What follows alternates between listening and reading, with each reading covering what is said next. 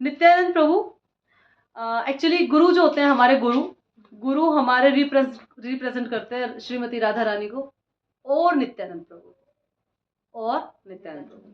नित्यानंद प्रभु इस तरह से है जैसे राम जी के साथ लक्ष्मण, जैसे कृष्ण के साथ बलराम, वैसे महाप्रभु के साथ नित्यानंद प्रभु, निमाई और निताई, वैसे ही महाप्रभु के साथ नित्यानंद प्रभु, बिल्कुल Balram ji, non different then Balram ji, Nityanand प्रभु।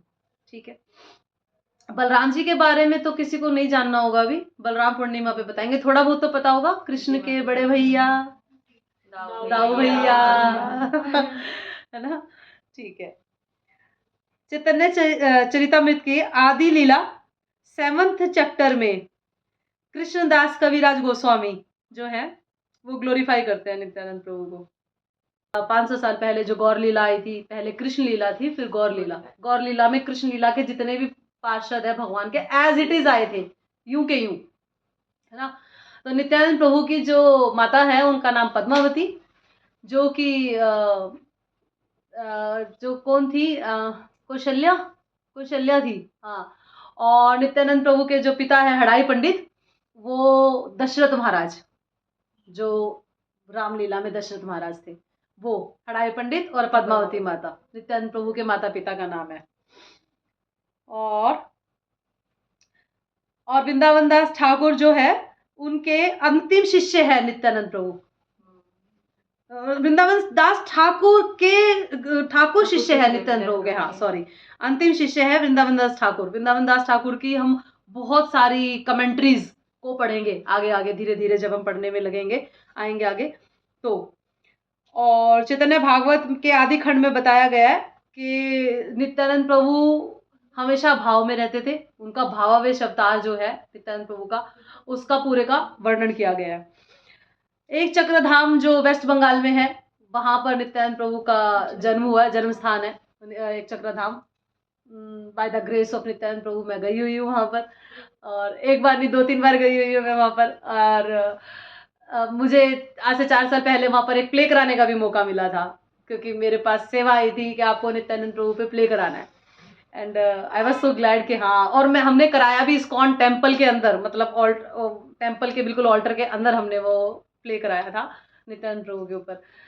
एक चक्रधाम में बहुत कुछ है, बहुत सुंदर सुंदर देखने के लिए है, लेकिन नित्यानंद प्रभु के बारे में शास्त्रों में बहुत ज़्यादा अगर आप ढूंढोगे कि हाँ ग्रंथों में कहाँ कहाँ वर्णन है दिखाओ, जैसे महाप्रभु के बारे में तो ये लगाओ कि 128 उपनिषद है, आई थिंक, मैं देखती हूँ, लेट मी चेक,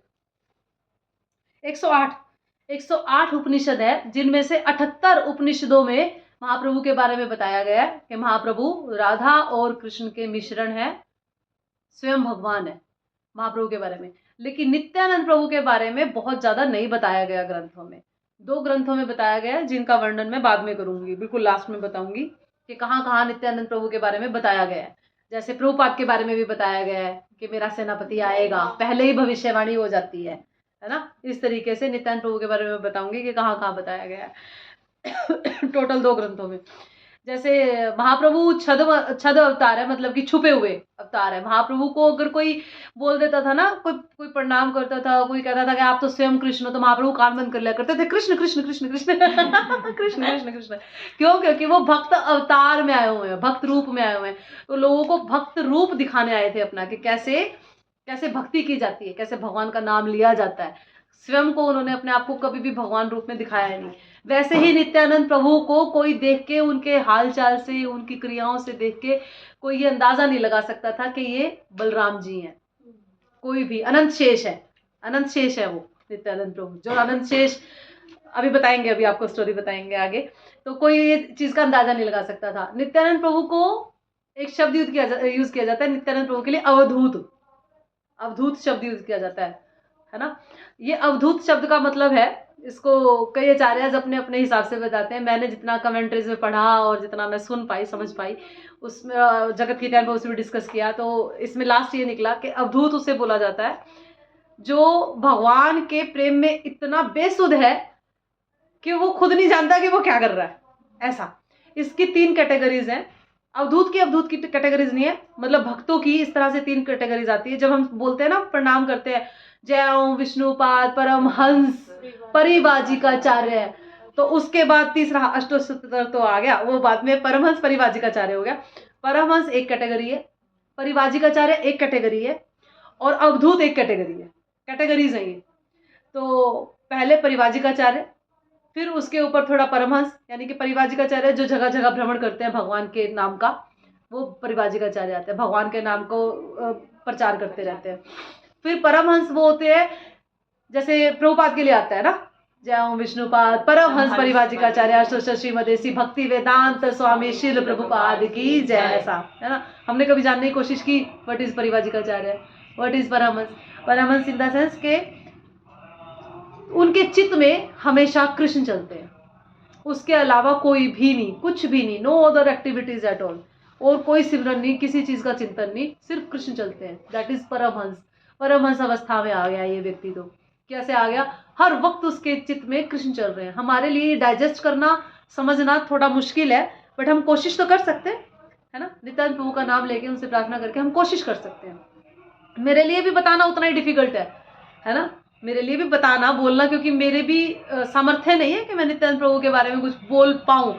बट अगर आज पहली बार मुझे ऐसा प्लेटफॉर्म मिला और मौका लगा है, तो मैं इसे मिस नहीं करना चाहती। मौका तो मुझे कई साल से लग रहा है, जीएफ में काफ़ी टाइम से ले रही हूँ, 3 साल से ले रही हूँ, बट मैं हर बार यूँ सोचती थी कि नित्यानंद प्रभु के बारे में बोलना है, नहीं मैं नहीं बोलूँगी नहीं मैं नहीं बोल पाऊँगी, नहीं मैं नहीं बोलूँगी। तो इस बार मेरा अपने आप ही हुआ।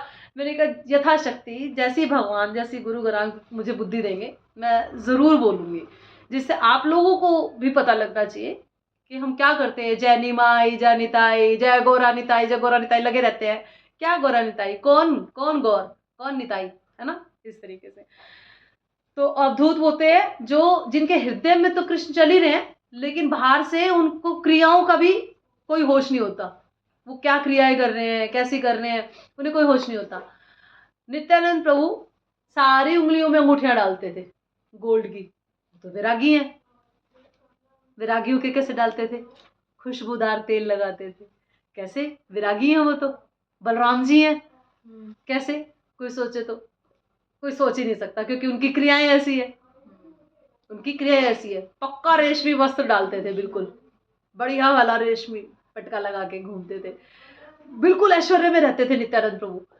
आप कोई देखे तो ये एक भक्त के लक्षण है, कोई दूसरा देखे तो, लेकिन जिसको नहीं पता उनकी क्रियाओं का, वो ऐसा सोच के अपराध कर सकता है।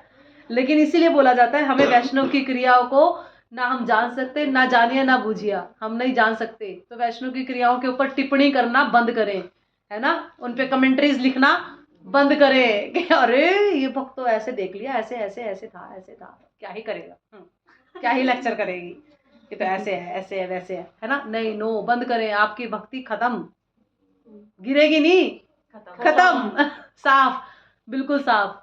तो बचे उस चीज से। तो नित्यानंद प्रभु कई बार इतना भावावेश में आ जाते थे, जब श्रीवास आंगन, श्रीवास ठाकुर है, किसके रूप है? हाँ बोलो ना, नारद मुनि के। इतना कंफ्यूजन क्यों है? नारद मुनि के इनकारनेशन है श्रीवास ठाकुर। हम बोलते ना जय श्री कृष्ण चैतन्य। चैतन्य कौन? धीरे धीरे। ये मंत्र किस किस को आता है? जय श्री कृष्ण चैतन्य प्रभु नित्यानंद। गुड, सबको आता है। वाह, पहली बार ऐसा क्लास हुआ कि एक भी बच्चे ने ये नहीं कहा कि मेरे को नहीं आता। Thank you. सारे माला करते हैं। Thank you. माला तो करते हैं, माला ही करते हैं और कुछ नहीं करते हैं। माला करते हैं, माला ही करते हैं बस। वो सोचा है कभी कि जय श्री कृष्ण चैतन्य प्रभु नित्यानंद श्री अद्वैत है कौन? ये सोचा है कभी? है कौन? किसको बोल रहे हैं हम? जब आपको पता ही नहीं आप किसको बोल रहे हो, तो आपकी जपा पे जो अपराध कर रहे हो वो नहीं माफ करने वाले। क्योंकि आपको पता ही नहीं कि आप प्रार्थना किससे कर रहे हो, है ना। आपको ये नहीं समझ में आ रहा कि आप प्रार्थना किससे कर रहे हो, तो क्या का अपराध माफ करेंगे? फिर आपका वो अपराध तब माफ करेंगे जब आपको पता होगा कि आप किससे प्रार्थना कर रहे हो। तो जय श्री कृष्ण चैतन्य, चैतन्य यानी कि राधा और कृष्ण के मिश्रण, प्रभु नित्यानंद दैट इज बलराम जी, श्री अद्वैत कौन? हाँ, सदाशिव और महाविष्णु के कॉम्बिनेशन, और अद्वैत गदाधर, श्रीमती राधा रानी गदाधर पंडित, श्रीवास ठाकुर, नारद मुनि, सारे आगे। अब आपको अलग से देवी देवताओं के आगे बत्ती घुमाने की जरूरत नहीं है। आपने महाप्रभु का नाम ले दिया, साथ में उनके पार्षदों का नाम ले दिया, उनमें शिव जी आ गए, उनमें ब्रह्मा जी आ गए, उनमें नारद मुनि आ गए, सारे आ गए। ठीक है, अब आपको अलग से कहीं बत्ती नहीं घुमानी। ठीक है, ये क्लियर हो गया हमें। हम सारे देवी देवताओं को साथ में पूज देते हैं, है ना।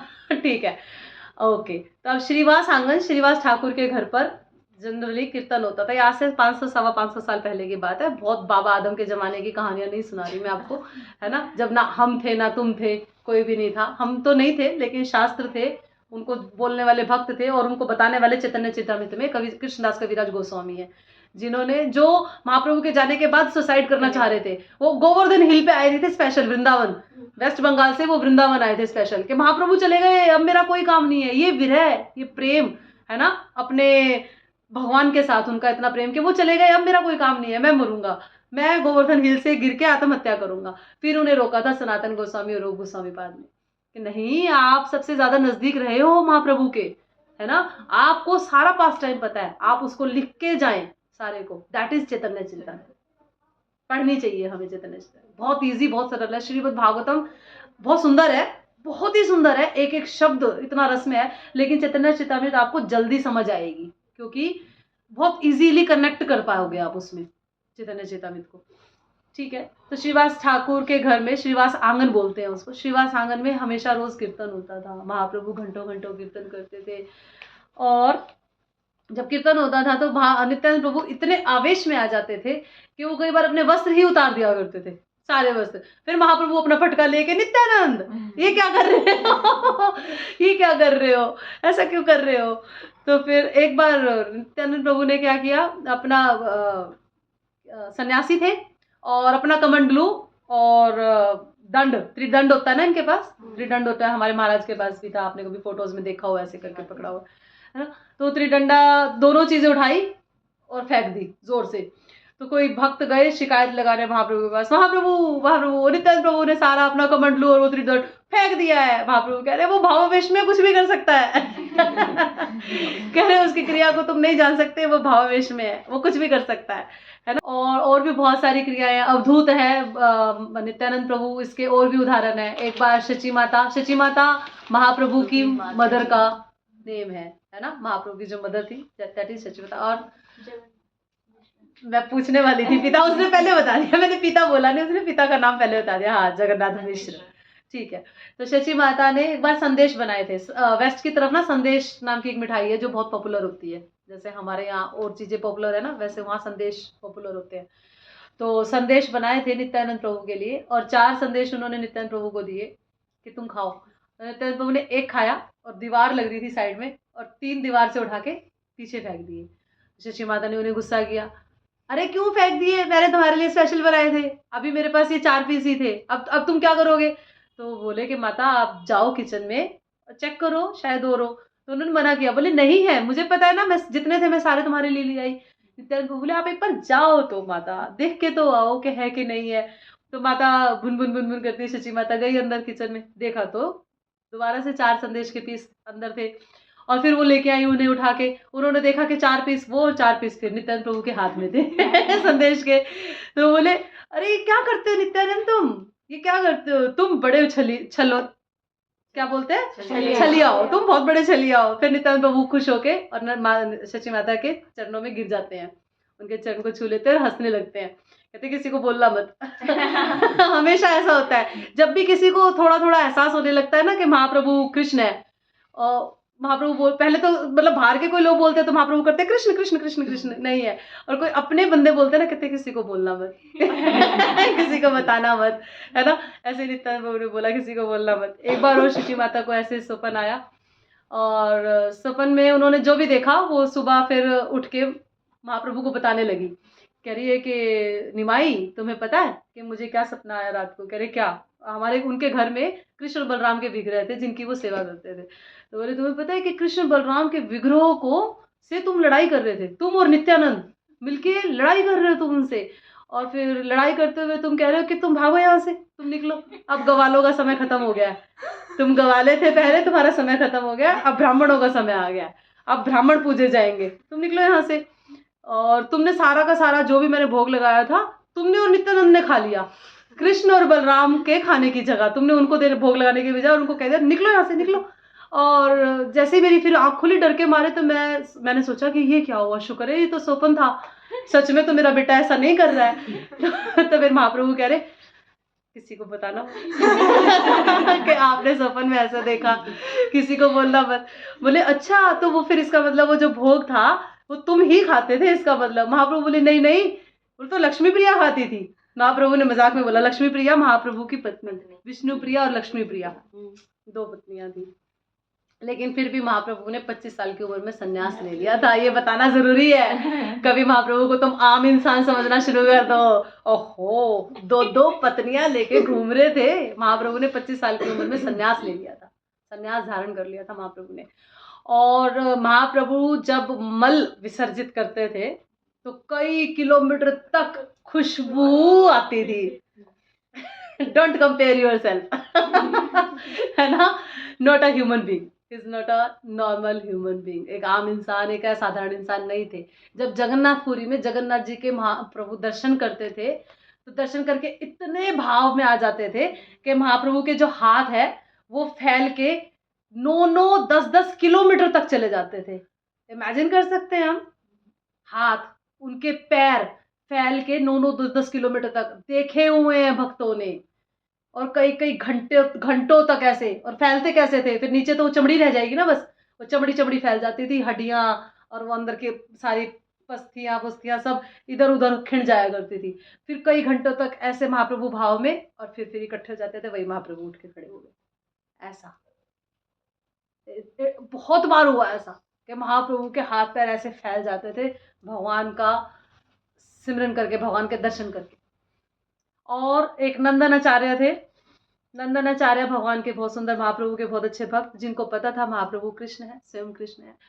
और उनके घर पे नित्यानंद प्रभु आए थे और महाप्रभु ढूंढ रहे थे नित्यानंद प्रभु। महाप्रभु और नित्यानंद प्रभु में 12 वर्ष का गैप था। नित्यानंद प्रभु महाप्रभु से 12 वर्ष बड़े थे।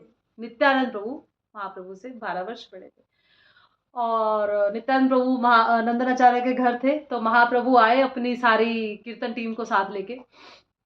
महाप्रभु को पता था कि नित्यानंद प्रभु वहाँ है, और फर्स्ट टाइम उनका जो मिलना हुआ वो नित्यानंद प्रभु के घर पे ही हुआ। और नित्यानंद प्रभु जैसा कि हमेशा भाव में रहते थे, तो जब वो महाप्रभु से मिले और महाप्रभु के साथ जो उनकी कीर्तन टीम थी उनमें से एक भक्त ने महाप्रभु के बारे में बोलना शुरू किया थोड़ा सा, कि ये स्वयं कृष्ण है, इनके माथे बालों में मोरपंख है ना, इनकी बांसुरी ऐसे है, इन्होंने पाँव में ये पायल पहनी हुई है। इस तरह करते करते बोलते बोलते महाप्रभु के जैसे ही महाप्रभु का गुणगान शुरू किया, नित्यानंद प्रभु बेहोश होने शुरू हो गए। और वो बेहोश हो गए। क्या हम होते हैं कभी भगवान की लीलाओं को सुन के? हमारे यहाँ सिर पे बादल फटता है कभी, उनके वहाँ सिर पे बादल फट जाता है और वो बेहोश हो जाते हैं। बेहोश हो जाते हैं भक्त लोग भगवान की महिमा को, उनके गुणगान को सुन के, और कई कई घंटों तक बेहोश रहते हैं। फिर महाप्रभु ने नित्यानंद प्रभु को आलिंगन किया, उन्हें एक भजन सुनाया अपने मुंह से, उनको ग्लोरीफाई किया, तब नित्यानंद प्रभु होश में आए। और जब नित्यानंद प्रभु छोटे थे तब की भी कहानी है बहुत सुंदर। तो नित्यानंद प्रभु वो लीलाएं खेलते थे अपने दोस्तों के साथ जो राम जी के साथ, राम और लक्ष्मण की जो लीलाएं थी ना, सेम वही लीलाएं नित्यानंद प्रभु खेलते थे अपने दोस्तों के साथ। तो एक बार दोस्तों के साथ जब खेल रहे थे तो नित्यानंद प्रभु को दोस्तों ने बोला तू लक्ष्मण बन। वो बोले ओके, लक्ष्मण बन गए। तो युद्ध चल रहा है, रावण ने तीर मारा और रावण का तीर मारा हुआ नित्यानंद प्रभु को लग गया एज ए लक्ष्मण। वो लक्ष्मण बन के बैठे हैं, है ना। वो बेहोश हो गए और वो इतने घंटों बेहोश रहे, बच्चे डर गए सारे कि ये क्या हो गया, हम तो खेल रहे थे, खेलते खेलते कैसे बेहोश हो गया ये। बच्चे डर गए। फिर हड़ाई पंडित को बुलाया गया, पद्मावती माता को बुलाया गया, वो रो रहे हैं, वो बेहोश हो गए कि ये क्या हो रहा है, हमारे बेटे को क्या हो गया, हमारे बेटे को क्या हो गया। फिर एक लड़का बोला इसको हमने लक्ष्मण बनाया था, ये लक्ष्मण के मूड में चला गया और अब इसको लक्ष्मण से के मूड से वापस लाने के लिए क्या करना पड़ेगा? संजीवनी बूटी सुनानी पड़ेगी। तो बोले ये जो नाटक तुमने किया था इसमें हनुमान कौन था? बोले लेके आओ उस हनुमान को। बोले इस हनुमान को लेके आओ। फिर उस हनुमान को लाया गया। बोले जाओ संजीवनी बूटी लेके आओ, एक्टिंग करो अब संजीवनी बूटी लाने की। उन्होंने संजीवनी बूटी लाई, उसने सुंघा, एक्टिंग ड्रामा था, ड्रामा किया, नित्यानंद प्रभु को सुखाया और कहा कि होश में आओ, तो वो होश में आए। कई कई घंटों तक भावावेश में वो चले गए। ऐसी ऐसी बहुत और भी बहुत सारी कथाएं हैं। मैंने कुलशेखर की कहानी किसको सुनाई थी यहाँ पे, इन बच्चों में बैठे में? वो मतलब जब सीता माता का अपहरण हाँ, हुआ तो मैंने सुनाई थी तुम्हें, या किसको, पता नहीं किस बच्चे को मैंने कुलशेखर की कहानी सुनाई थी कि जब कथा हो रही होती है ना भगवान की, तो आपको कथा में इतना ऑब्जर्व हो जाना चाहिए, इतना ऑब्जर्व हो जाना चाहिए जैसा कुलशेखर हुए थे। कुलशेखर एक राजा थे, है ना? मैं बताती हूँ। कलर वाला नहीं नहीं, मैं बताती हूँ। कुलशेखर एक राजा थे, और कुछ टाइम पहले की बात है, कुछ सालों, कुछ सैकड़ों साल पहले की। और वो राम जी की रामायण सुन रहे थे। उस टाइम टीवी नहीं हुआ करता था, मोबाइल नहीं हुआ करते थे, है ना, कि उन्होंने रामायण पे क्लिक कर दिया, अजी मंगल भवन, नहीं होता था, है ना। तो उनको सुनाने वाले लोग होते थे, राजा को सुनाने वाले रामायण लोग होते थे। तो जैसे ही राजा को सुनाया गया कि राम जी को, सीता मैया को रावण उठा के ले गया, है ना, वो इतने ऑब्जर्व होके कथा सुन रहे थे कि उन्होंने सोचा कि राम जी, सीता मैया को रावण कैसे उठा के ले गया? सैनिकों, सारी सेना तैयार करो, हम सीता मैया को वापस लेकर आएंगे। सैनिक कह रहे ये क्या हो गया राजा को, वो तो त्रेता युग की बात थी, अभी तो सिर्फ कथा सुनाई जा रही थी। सैनिकों, तुम्हें सुना नहीं है, जाओ लेके आओ, सीता मैया को लेके आएंगे, हम चढ़ाई करेंगे लंका के ऊपर। कह रहे अब राजा ने बोला है, कहना तो मानना पड़ेगा, है ना। सबने सारी सेना तैयार कर दी। कहाँ गए? रामेश्वरम। रामेश्वरम, मैं उस पॉइंट पे जाके आई हूँ जहां से ऐसे देखो दूरबीन से तो श्रीलंका दिखती है, उस पॉइंट पे गए थे। फिर आगे सागर था, बिल्कुल वो पॉइंट है, उसको लक्ष्मण धुरी, आई जस्ट डोंट रिमेम्बर। मैं अभी रामेश्वरम गई थी तो मैं उस पॉइंट पे गई थी, और वहां पे मेरा चश्मा भी गुम हो गया था फिर 2-3 दिन मेरा चश्मे की रही थी मैं। तो उस पॉइंट पे जाके वहां पे उन्होंने खड़ा किया रामेश्वरम में। और कुलशेखर बहुत भाव में थे, वो कथा के मूड से बाहर ही नहीं निकले।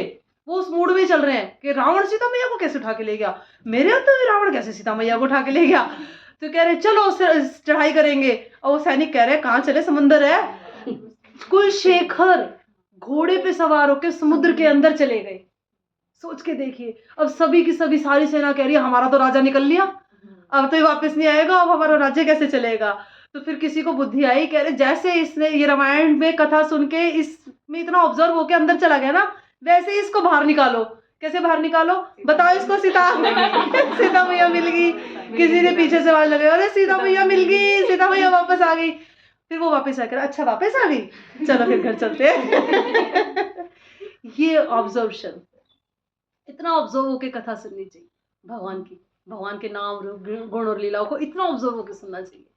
जैसे कुलशेखर को बचाया ना भगवान ने, डूबने तो नहीं दिया ना, वैसे ही नित्यानंद प्रभु इतने ऑब्जर्व हो जाते थे जब वो रामलीला और इस तरह के जब खेल खेलते थे ना बच्चों के साथ, तो इतने ऑब्जर्व हो जाते थे। एक और पास टाइम है नित्यानंद प्रभु का जो मुझे याद आ रहा है। एक बार हड़ाई पंडित के घर एक सन्यासी आए, और जैसे पहले के टाइम पे ऐसा नहीं होता था कि बाहर कोई दरवाजे पे आया, वो दरवाजे पे भी आया हुआ आजकल तो करप्ट है, और जो देने वाले बेचारे वो तो है ही है, चले कुछ नहीं आगे चल। जबकि ऐसा होता है, हम छोटे थे ना तो हमें बोला जाता था कि जो भी आपके दरवाजे पे आता है सबसे प्रेम से मिलिए धाए, ना जाने किस रूप में नारायण मिल जाए, है ना, ना जाने किस रूप में नारायण मिल जाए। हम छोटे थे कथा सुनते थे तो ऐसा होता था कि भगवान किसी उसके आ रहे भिखारी बन के माई दे दे वगैरह, चल मैं अपने बच्चे को दूध पिला रही, चल यहाँ से निकल। तो भगवान कह रहे कुछ नहीं है मेरे घर में, खाली पड़ा है मेरा घर, दिमाग खराब है मेरा। तो ऐसे ऐसे बोलगी, भगवान कह रहे तथास्तु, हो जाए खाली, अच्छा है, मैं दुखी हो रही हूँ, मैं परेशान हो रही हूँ, भगवान कह रहे तथास्तु जाओ। इसीलिए आपके दरवाजे पे कोई आता है उसके लिए हमेशा थोड़ा प्रसाद, पैसे मत दो प्लीज, क्योंकि आजकल के टाइम पे सिस्टम बहुत खराब हो चुका है। आप अपनी अच्छी भावना से दे रहे हो, सामने वाला उसको कैसे यूज कर रहा है। प्रसाद जरूर रखो उनके लिए, थोड़ा वो कुछ ना कुछ प्रसाद जरूर दो उनको, है ना। हाथ खाली हाथ मत जाने दो, और ये मत सोचो है चल टाइम नहीं है काम नहीं, वो तो नारायण आ गया और ये कहते तथास्तु तेरा हो गया बेड़ा गर्क, है ना। तो ना जाने किस रूप में नारायण मिल जाए। पहले के लोग ऐसे बहुत सेवा किया करते थे, इवन प्रभुपाद के टाइम पे भी प्रभुपाद के पिताजी इतनी सेवा करते थे सन्यासियों की, इतनी सेवा करते थे, और हर सन्यासी को बोलते थे कि मेरे बेटे को आशीर्वाद देके जाओ, ये राधा रानी का भक्त बने, मेरे बेटे को आशीर्वाद देके जाओ, ये राधा रानी का भक्त बने, ऐसे करके।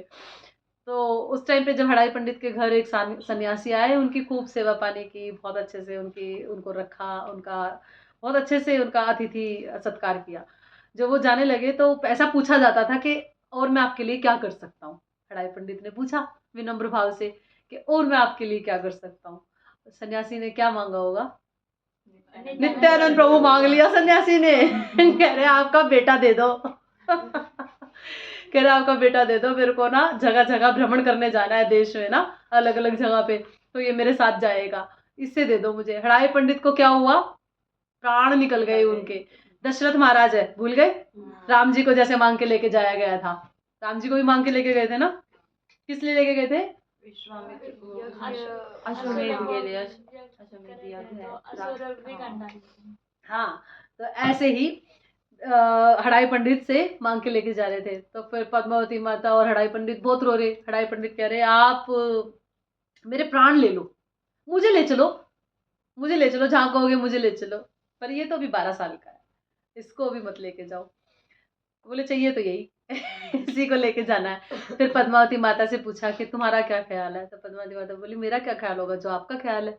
आजकल तो हमारे विचार अलग अलग होते हैं ना, मेरा ये मत है, मैं अपना मत नहीं रख सकती, मैं इंडिपेंडेंट नहीं हूँ, मैं अलग जीव नहीं हूँ, मेरा पॉइंट ऑफ व्यू नहीं है। हाँ, मेरा पॉइंट ऑफ व्यू नहीं है, मेरे थॉट प्रोसेस नहीं है, मैं नहीं अपना अलग से विचार रख सकती, मैं मर जाऊं, मैं ना के बराबर हूँ, मेरी कोई आइडेंटिटी नहीं है।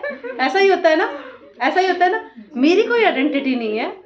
लेकिन पद्मावती माता को अपना पुत्र देना था, स्टिल उन्होंने कहा जैसा आपको ठीक लगे, जो आपकी राय वही मेरी राय, आप चाहेंगे तो दे दीजिए। इतना आसान नहीं था, लेकिन फिर भी आप चाहेंगे तो। अब आप यहाँ पे मेरे को ये थ्रो बैक मत करना क्वेश्चन, माता जी हड़ाई पंडित जैसे पति भी तो होने चाहिए, है ना।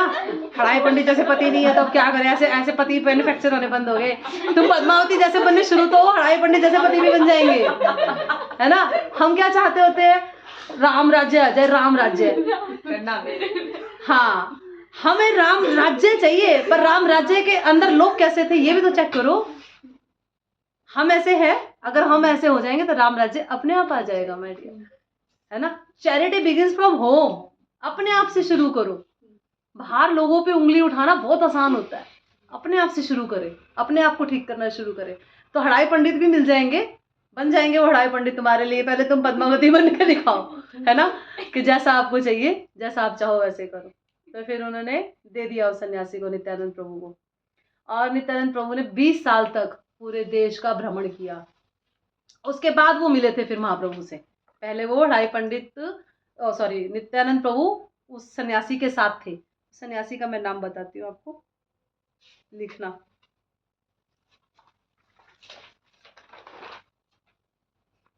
शंकरारण्यपुरी, शंकरारण्यपुरी उन सन्यासी का नाम है। तो कोई पूछ सकता है या आप किसी को बताना चाहो तो आपके लिए रेफरेंस होना चाहिए आपके पास इस चीज का, शंकरारण्यपुरी। और ऐसा फिर उसके बाद 20 साल तक उन्होंने भ्रमण किया, और भ्रमण के बाद वो जो शंकरारण्यपुरी थे अंत में नित्यानंद प्रभु के अंदर ही विलीन हो गए। ऐसा बताया जाता है कि वो नित्यानंद प्रभु के अंदर ही विलीन हो गए। महाप्रभु का पता है किसी को कहाँ विलीन हुए थे? टोटा गोपीनाथ। टोटा गोपीनाथ कभी आप जाओगे मंदिर, कभी आपको लेके चलेंगे, कभी भाग्य बना ऐसा तो वहां पर एक ही पूरे वर्ल्ड में एक ही विग्रह है भगवान के, जो कि बैठे हुए हैं, बैठे हुए विग्रह हैं भगवान के। पहले वो खड़े विग्रह थे ऐसे बताया जाता है, लेकिन जब गदाधर पंडित सेवा करते थे, गदाधर पंडित श्रीमती राधा रानी, हाँ, जब गदाधर पंडित एज के साथ बूढ़े होते गए, झुक गए, तो वो सेवा नहीं कर पाते थे इतने बड़े विग्रह की, तो टोटा गोपीनाथ बैठ गए उनके लिए, क्या मैं बैठ जाता हूँ, अब तुम आराम से मेरी सेवा कर पाओगे। विग्रह बैठते हैं, विग्रह खड़े भी हो जाते हैं भक्त के प्रेम में, ऐसा होता है, सच है ये। तो वहाँ टोटा गोपीनाथ में उन विग्रहों के जो चरण है, पैर है, उसमें एक रेखा बनी हुई है, गोल्डन लाइन, जो सबको नहीं दिखाई जाती, बट फॉर्चुनेटली मैंने देखी हुई है। बट उस टाइम इतने मायने नहीं थे चीज़ों के, इतना महत्व नहीं था। कभी आपका मौका लगे तो ज़रूर देख के आना, कभी अकेले जाओ, मेरे साथ जाओ, जैसे भी। तो वो जो गोल्डन लाइन बनी हुई है, कहा जाता है उसमें महाप्रभु विलीन हुए थे, और नित्यानंद प्रभु विलीन हुए थे एक वो एक जगह धाम, क्या नित्यानंद प्रभु कहाँ विलीन हुए थे ये बता रहे हो? हाँ, मैं बता दूं? नहीं यार, अच्छा, मैं पूछ रही थी इसलिए। हाँ, ऐसा भी बताया जाता है कि नित्यानंद प्रभु को एक और भाई भी था, है ना, बांका राय। बांका राय करके एक भाई था नित्यानंद प्रभु को, पर उनकी स्टोरी बहुत ज्यादा आ रही नहीं है शास्त्रों में, तो सीनियर्स थोड़ा बताते हैं उसमें। वो ये बताते हैं कि एक बार एक खेत में खेती करनी थी, लेकिन वो बंजर था पूरा, और सारे किसान वगैरह, किसान की पत्नियां सब, और बांका राय खुद वहां थे, वो सब वहां थे। तो सब बोले कि बंजर भूमि है, इस पे कैसे इसको उपजाऊ करेंगे, कैसे करेंगे। तो बांका राय ने क्या किया, उस सारी भूमि को उपजाऊ कर दिया, मतलब कुछ किया ऐसा कि जिससे पूरी भूमि उपजाऊ होगी। तो सारे के सारे गांव वासी फटाफट भागे हड़ाई पंडित के पास गए कि आपका जो वो बेटा है वो तो बड़ा चमत्कारी है, उसने तो पूरी की पूरी भूमि को उपजाऊ बना दिया, बंजर भूमि को। तो हड़ाई पंडित डर गए, घबरा गए कि कौन आ गया मेरे घर में ऐसा। निमाई तो बिल्कुल ठीक है, नित्यानंद प्रभु ऐसे जादू नहीं करके दिखाते थे। बांका राय ऐसा बताया जाता है कि करके दिखाते थे एक आधी बार जादू ऐसा। और बांका राय के बारे में बताया जाता है कि जो बांका राय थे वो वही थे जो महाप्रभु के भी बड़े भाई थे, विश्वरूप। विश्वरूप सची माता के दो पुत्र थे, महाप्रभु, महाप्रभु और विश्वरूप। हाँ, विशंभर और विश्वरूप। विशंभर महाप्रभु को ही बोला जाता है। और ऐसे ही वहां पर भी बताया जाता है कि बांका राय और नित्यानंद प्रभु ये दो थे। तो फिर जैसे ही हड़ाई पंडित आए खेत में, तो बांका राय छुप चुके थे एक चट्टान के पीछे, छुप गए थे। डर के मारे नहीं कि भाई पिताजी आएंगे और मुझे मारेंगे, बस वो छुप गए थे, इतना ही शास्त्रों में वर्णन बताया जो आचार्य सीनियर्स हमारे बता रहे हैं। और छुप के वो वहीं से लुप्त हो गए, गायब हो गए, अंतर्ध्यान हो गए थे। फिर उसके बाद आगे बांका राय की कोई स्टोरी नहीं आती। उसके बाद फिर बांका राय की एक स्टोरी ये आती है जो चैतन्य भागवतम में आती है। वो ये आती है कि जब नित्यानंद प्रभु भ्रमण कर रहे थे, तो भ्रमण करते हुए जब वो ब्रज पहुंचे, तो वहां पर उनको बांका राय के डिटीज मिले। डिटीज मतलब विग्रह, उनको बांका राय के डिटीज मिले। आप देखना कभी, आप सर्च करना गूगल पे, बांका राय के जो डिटीज हैं उनके एक तरफ राधा रानी खड़ी है और एक तरफ रोहिणी खड़ी है। मैं बताती हूँ एक तरफ और कौन खड़े हैं। बांका राय के दोनों तरफ माता राधा रानी। हाँ हाँ, एक तरफ राधा रानी और एक तरफ जानवा माता खड़ी है। एक तरफ राधा रानी और एक तरफ जानवा माता खड़ी है। और बांका राय के डिटेल्स बिल्कुल ऐसे हैं, मतलब ऐसे झुके हुए हैं बिल्कुल। किसकी तरफ? जानवा माता की तरफ। जानवा माता की तरफ बिल्कुल ऐसे करके झुके हुए हैं। बहुत सुंदर डिटेल्स है, बहुत ही सुंदर डिटेल्स है, बहुत अट्रैक्टिव। तो कहा जाता है कि नित्यानंद प्रभु को वो बांका राय के डिटेल्स ब्रज में मिले। और नित्यानंद प्रभु को उस टाइम पे उन्होंने सोचा कि अभी तो मैं ब्रज में काफी दिन हूँ। तो पहले क्या होता था, डिटेल्स को ना एक बड़ा चौड़ा पेड़ होता था, उसको खोखला करके और उसमें डिटेल्स को छुपा दिया जाता था। क्योंकि जो मुसलमान थे वो मंदिर तोड़ दिया करते थे। बहुत सारे मुसलमानों ने बहुत सारे मंदिर मंदिर मंदिर नहीं, वो विग्रह भी तोड़ देते थे। उन्हें कोई शर्म, कोई किसी तरह का कोई ऐसा नहीं था उत्पात मचाने में कि ये हिंदू धर्म के विग्रह है, साक्षात भगवान है। इसी वजह से जो हमारे वृंदावन में थे, गोपीनाथ जी, गोविंद देव जी, मदन मोहन जी, जयपुर शिफ्ट किए गए थे। इसी वजह से जयपुर शिफ्ट किए गए थे वो तीनों। और इसी वजह से कई विग्रह ऐसे थे जो छुपा दिए जाते थे, पेड़ों के अंदर छुपा दिए जाते थे कई कई महीनों, कई कई सालों तक। जब लगता था कि उनका आक्रमण खत्म हो लिया है, उन्होंने तहस नहस कर लिया है, तब जाके हिंदू पद्धति के कुछ ब्रह्मचारी, कुछ डिवोटीज, कुछ भक्त लोग, गोस्वामीज, जाके उन विग्रहों को फिर छुपा छुपा के घर में लेके आते थे अपने। तब हमारे पास आज ब्रजनाभ जी के बनाए हुए, ब्रजनाभ जो भगवान के पौत्र है, उनके बनाए हुए विग्रह, कुछ एक विग्रह अभी आज हमारे पास बचे हुए हैं। एज इट इज नहीं है सारे विग्रह, कुछ एक विग्रह से है उनमें। हाँ हाँ बेटा, उनमें से है ये गोविंद देव जी, गोपीनाथ जी और मदन मोहन जी, ब्रजनाभ जी के स्थापित किए हुए हैं, जो कृष्ण के पौत्र थे, है ना। तो उन्होंने छुपा दिया ऐसे, और उन्होंने सोचा कि जब मैं वापस पूरी जाऊंगा तो मैं ले जाऊंगा अपने साथ ये बांका राय के विग्रह। और नित्यानंद प्रभु भूल गए जब पूरी गए तो, और वो किसी और रोड से चले गए, मतलब आए किसी और रास्ते से ब्रज में और गए किसी और रास्ते से। तो जब वो चले गए तो उनके सपन में आया, बांका राय आया उनके सपन में, मुझे भूल गया तू। मुझे तो लेके ही नहीं गया। तो नित्यानंद प्रभु बोले कि भाई अगर आपको ऐसा लगता है, मैं भूल गया, मुझे ध्यान नहीं रहा, अगर आपको ऐसा लगता है तो मैं वापस आ जाता हूँ और आपकी आज्ञा का पालन करता हूँ, मैं दोबारा से लेके जाता हूँ आपको। तो फिर बांका राय बोले कि नहीं, तुम कल सुबह जब उठोगे तो बाहर जो जमुना जी बह रही है, इसमें तुम्हें वही वृक्ष जिसमें तुम मुझे छुपा के आए थे वही पूरा का पूरा मिलेगा, और उसमें मेरे विग्रह भी मिलेगा, मुझे लेना और मुझे स्थापित करना। तो ऐसा बोला गया था। और ये चैतन्य भागवतम में स्टोरी आती है, और यही मैंने प्ले कराया था वहाँ एक चक्रधाम पे। और फिर नित्यानंद प्रभु ने वो विग्रह लिए और बांका राय के विग्रहों की आजीवन सेवा करी नित्यानंद प्रभु ने, और अंत में बांका राय में ही विलीन हो गए नित्यानंद प्रभु। जैसे महाप्रभु टोटा गोपीनाथ में हुए विलीन, वैसे नित्यानंद प्रभु बांकाराय में। ऐसा नहीं हुआ कि ह्यूमन बॉडी थी, मर गए, फिर उनका शरीर जला के आया गया, फिर 13 दिन का वो अंतिम संस्कार किया गया। ना ऐसा महाप्रभु के साथ हुआ, ना ऐसा नित्यानंद प्रभु के साथ हुआ, ना उनके पार्षदों के साथ हुआ। वो सब लुप्त हुए। कृष्ण का क्या हुआ था? ऐसे हुआ था क्या? डेड बॉडी मिली कृष्ण की, कृष्ण आप मर गए कृष्ण, ऐसा तो नहीं हुआ ना। नहीं। भगवान अंतर ध्यान हुए थे ना।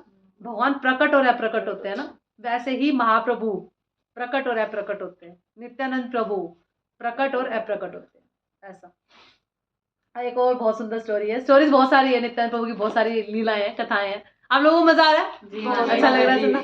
बहुत कृपा मिल रही है आप लोगों को ना नित्यानंद प्रभु की, जो आप सुन पा रहे हैं। ये भगवान की कृपा होती है। नित्यानंद प्रभु की कृपा से आप सुन पा रहे हैं। कितने लोग सुन पा रहे हैं? देखो ऑनलाइन में कितने सारे थे, सारे चले गए, कई लोग चले गए, थोड़े बच गए, 10-12 लोग बच गए, कितने सारे आए थे। हर कोई नहीं सुन पाता, हर किसी पे कृपा नहीं होती भगवान की, है ना। हर कोई भगवान का नाम ना तो भगवान कह रहे हैं तुझे समझ नहीं आ रहा कोई नहीं, पर तू सुनने का पात्र बना, यही भी बहुत है। मैं बोल पा रही हूँ, नहीं बोल पा रही, कैसा बोल पा रही हूँ, ये मैटर नहीं करता। मैं बोल पा रही हूँ मतलब मैं बोल रही हूँ, मुझे चांस मिला है, ये ही अपने आप में सफिशिएंट है। यही दिखाता है कि मेरे ऊपर नित्यानंद प्रभु की सफिशिएंट कृपा है ना। तो एक स्टोरी हो रहा है जिसमें श्रीवास ठाकुर, जो मैंने बताया नारमुनि, उनकी पत्नी एक बार घी का कटोरा लेके जा रही थी, और एक कौवा आया ऊपर से और उनका घी का कटोरा उठा छीन के ले गया, उनके हाथ से उड़ गया।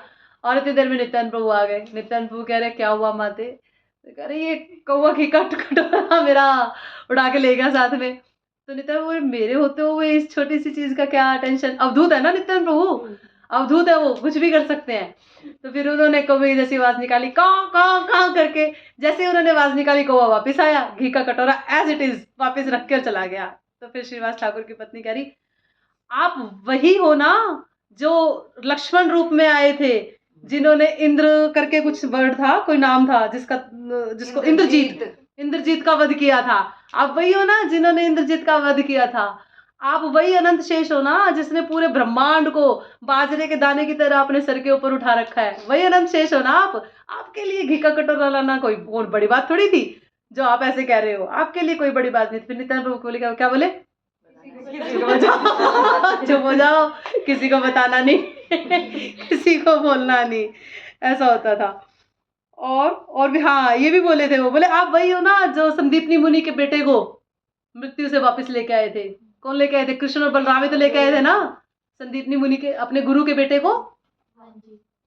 कृष्ण और बलराम अपने, किसको पता है ये स्टोरी? ये मतलब हल्की हल्की ध्यान है। हाँ, कृष्ण और बलराम अपने गुरु के बेटे को वापस लेके आए थे। हाँ, तो फिर उन्होंने बोला, श्रीवास ठाकुर की पत्नी ने, आप वही हो ना कि आप जो अपने गुरु के बेटे को मृत्यु से वापस लेके आए थे खींच के। आपके लिए घी का कटोरा लाना कितनी बड़ी बात है, जो आप कह रहे हो कि हमारे होते हुए डर थोड़ी लगेगा। ऐसे ऐसी बहुत सारी कथाएं हैं। तो ऐसे करके जगाई मधाई 2 असुर थे, सारा दिन शराब पीना, नशे करना, ये सब गंदे काम करते थे। तो एक बार नित्यानंद प्रभु उनको उपदेश देने चले गए, देखो ऐसा है, महाप्रभु की शरण ग्रहण कर लो, तुम्हारा उद्धार हो जाएगा। उसमें से जगाई ने, पता नहीं बधाई ने, जिसने भी उठा के एक पत्थर मारा नित्यानंद प्रभु के सर पे, धाम। बधाई ने मारा, एक पत्थर मारा जोर से दे के। नित्यानंद प्रभु भागे वहां से, डर के मारे भागे। वो चाहते तो वहीं सफाया कर देते उनका, पर उनको करना नहीं था। वो भागे महाप्रभु की तरफ लेके, क्योंकि उन्हें पता है महाप्रभु उद्धार कर देंगे। क्योंकि इस संसार में, इस कलयुग में सिर्फ महाप्रभु ही इतने दयालु हैं जो सैंक्शन कर देते हैं हर व्यक्ति को। ऐसा बता रहे थे भक्त लोग कि लेकिन महाप्रभु तक आप जब तक नहीं पहुंच सकते जब तक आप नित्यानंद प्रभु की कृपा को प्राप्त नहीं करते। तो भक्त लोग बताते, कह रहे भक्ति में कितने पास हो, क्या क्या आता है? कह रहे जी 25% आता है। कह रहे 25% आता है? बस 25% आता है? चलो सोचना पड़ेगा, ये महाप्रभु का मूड है। अब वही व्यक्ति अगर नित्यानंद प्रभु के पास जा रहा है, नहीं 25% मार्क्स दिए तुझे कुछ नहीं आता तो तुझे 25% मार्क्स दिए, ये महाप्रभु बोलते हैं। लेकिन जब वही व्यक्ति नित्यानंद प्रभु के पास जाता है और यही बोलता है कि मुझे कुछ नहीं आता, तो नित्यानंद प्रभु कहते हैं अपना साइन कर और निकल, पास हो गया तू ये नित्यानंद प्रभु की कृपा है। मतलब अगर आप नित्यानंद प्रभु की कृपा की बात करो, अभी जगाई मधाई की भी बताएंगे आपको। तो नित्यानंद प्रभु जब भाग रहे जोर जोर से, उनके साथ एक और भक्त थे, हरिदास ठाकुर थे। हाँ, तो हरिदास ठाकुर को कहते हुए निकल रहे, चलो भागो जल्दी, आज हम नहीं बचने वाले। इन असुरों से मजाक था, सिर्फ मजाक था, आज हम नहीं बचने वाले, जल्दी जल्दी भागो हरिदास, जल्दी जल्दी भागो करके महाप्रभु तक पहुंचे। महाप्रभु को ने जब नित्यानंद प्रभु के सर पे चोट लगी देखी, महाप्रभु ने अपना सुदर्शन निकाला, बोले अभी अभी काटूंगा इनको दोनों को। नित्यानंद प्रभु ने चरण पकड़ लिए महाप्रभु के। नित्यानंद प्रभु से ज्यादा कृपालु और दयालु, सॉरी, महाप्रभु से ज्यादा कृपालु और दयालु नित्यानंद प्रभु है। हम अगर सिर्फ महाप्रभु भी करते रहेंगे तब भी बात नहीं बनेगी, चक्कर ये है ना सारा, है ना। नित्यानंद प्रभु ने महाप्रभु के चरण पकड़ लिए, आप इनको माफ कर दो। फिर महाप्रभु कह रहे, इन्होंने तुम्हें मारा भी, इन्होंने तुम्हें इंसल्ट किया, ऊपर से तुम कह रहे इन्हें माफ कर दो। कह रहे हाँ, क्योंकि आप यहाँ पे दया के सागर हो, आप इस युग के अवतारी हो, आप यहाँ पे प्रेम बांटने आए हो, कृष्ण प्रेम बांटने। अगर आप सुदर्शन निकाल के इनको कर दोगे हलाल, तो फिर कैसे किस पे करुणा करोगे। यदि दया न करीबे पतित देखिए, अगर आपने पतित को देख के दया नहीं की तो फिर आपका नाम पतित पावन क्यों रखा जाएगा, कैसे रखा जाएगा।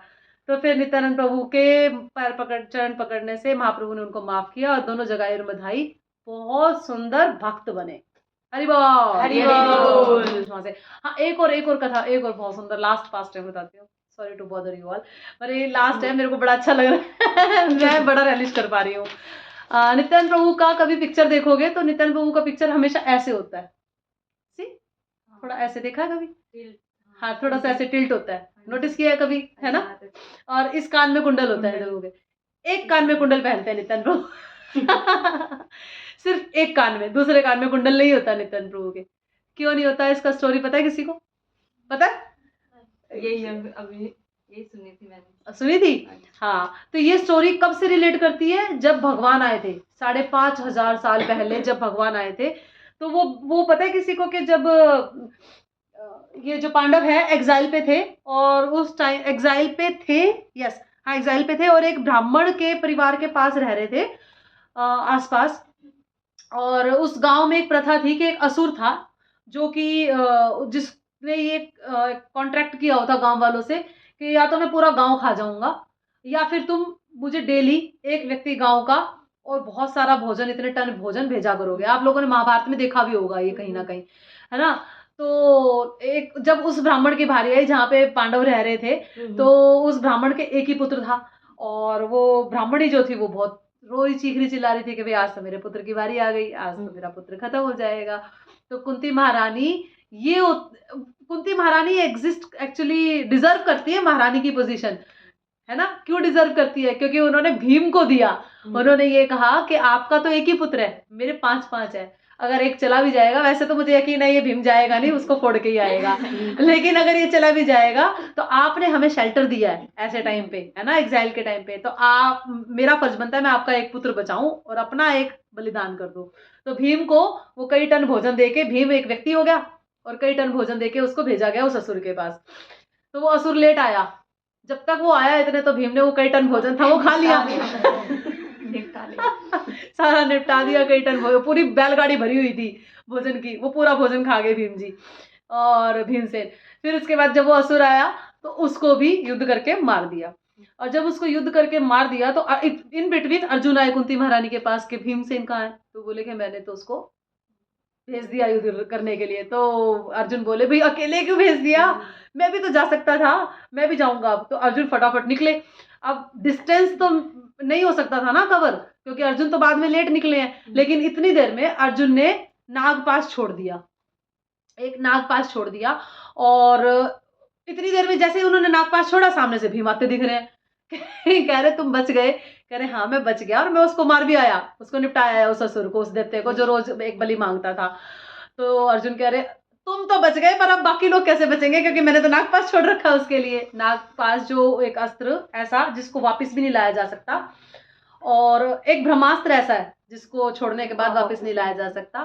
ब्रह्मास्त्र स्वयं विष्णु है ना, और जब भगवान को ऐसे विद्या पढ़ के छोड़ा जाता है बाण के रूप में, तो उसके आगे सर झुकाना जरूरी होता है। ये भी पास्ट टाइम आपको बताएंगे थोड़ा सा। तो अर्जुन और भीम फिर वापस उसी स्थान पे गए जहाँ पे छोड़ा गया था वो नागपाश। अब वहां पर ही वो नाग रह गए, नाग देवता थे वो रह गए। तो अर्जुन ने उनको इंस्ट्रक्शंस दिए कि तुम अब इधर उधर कहीं नहीं जाओगे, यहीं रहोगे इसी पेड़ के नीचे। और बोला मैं तो भूखा मर जाऊंगा, ऐसे तो मैं भूखा मर जाऊंगा, तो मेरा क्या होगा। तो अर्जुन बोले तो मैं तुम्हें एक छूट दे सकता हूँ कि इसके आसपास से जो भी जाएंगे, चाहे वो जीव जंतु में कोई भी हो, मनुष्य हो पशु हो, तुम उसको अपना भोजन बनाओ, लेकिन उसके अलावा तुम इधर उधर कहीं नहीं जाओगे। ये कब की कहानी है? द्वापर युग की।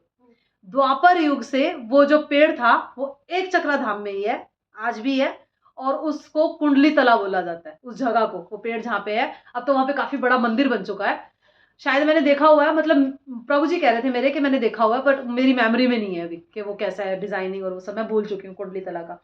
तो वो कुंडली तला वहां पे बड़ा मंदिर बन गया है, वहां पे रात के टाइम कहते हैं कोई नहीं जाता, कहते हैं नाग आते हैं। लेकिन वो द्वापर युग से वो पेड़ वहां पे है, और वो नाग भी वहीं पर है अभी तक। और फिर उस नाग ने धीरे धीरे उत्पात मचाना शुरू कर दिया, ज्यादा वहीं पे बैठे बैठे ही उत्पात मचाना शुरू कर दिया था। तो जब नित्यानंद प्रभु आए वहां पे, तो नित्यानंद प्रभु ने कहा भाई तुम ऐसा है बिल के अंदर जाओ वापिस, क्योंकि नित्यानंद प्रभु क्या है? अनंत शेष है, सरताज है वो उनके सबके। सारे नागों की सेना एक तरफ और नित्यानंद प्रभु अकेले एक तरफ, अनंत शेष। तो बोले चलो बिल के अंदर वापस, नहीं डिस्टर्ब करना किसी को। तो बोले तो फिर मैं अगर अंदर चला जाऊंगा तो मैं तो मर जाऊंगा। तो फिर नित्यानंद प्रभु ने उन्हें आशीर्वाद दिया कि तुम्हें आने वाले टाइम पे यहाँ पे बहुत याद किया जाएगा, तुम्हारे पास आके मन्नतें मांगी जाएगी और वो पूरी भी की जाएगी, हो जाएगी। तुम्हें मैं ऐसा वरदान देता हूँ कि तुम फेमस होगे बहुत ज्यादा, लेकिन अभी तुम अपना स्थान ले लो और अंदर चले जाओ। जैसे ही वो बिल के अंदर गया, नित्यानंद प्रभु ने अपना कुंडल निकाला, लॉक कर दिया उसको, जगह को उस कुंडल से लॉक करके छोड़ दिया, और वो कुंडल वहीं छोड़ दिया। इसीलिए नित्यानंद प्रभु के एक कान में कुंडल होता है, हमेशा एक कुंडल से उन्होंने वो जगह लॉक कर रखी है। ऐसा। नित्यानंद प्रभु की जय। नित्यानंद प्रभु की जय। नित्यानंद प्रभु की जय। आप सभी भक्तों की जय। परिपाल जी की